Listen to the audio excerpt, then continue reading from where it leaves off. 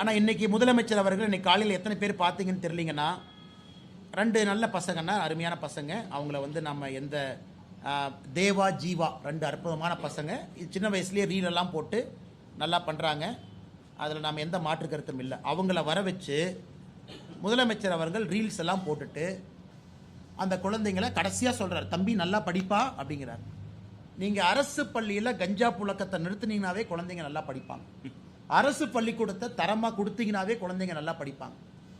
ஒரு பக்கம் குழந்தைகளுக்கு ரீல் கல்ச்சர் போகக்கூடாது. கர்நாடக அரசு 16 வயது வரை சோசியல் மீடியாவை பேன் பண்ணிட்டாங்க. கர்நாடகாவில் இருக்கக்கூடிய காங்கிரஸ் அரசு 16 வயது குழந்தைகளுக்கு சோசியல் மீடியா பேன் பண்ணுறாங்க. நான் வரவேற்கிறேங்கண்ணா. அது வேறு அரசாக இருந்தாலும் கூட நான் வரவேற்கிறேங்கண்ணா. ஆந்திராவில் 13 வயதுக்கு கீழே சோசியல் மீடியாவை பேன் பண்ணுறதை பற்றி ஆந்திரா அரசு யோசிக்குது.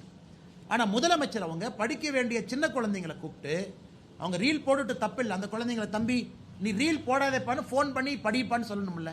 அந்த குழந்தைய ரீல் போடுறதுக்காக கூப்பிட்டு ரீல் போட வச்சுட்டு போகும்போது ஒப்புக்கு சப்பானியா நீ போடாதப்பான என்ன அர்த்தம்?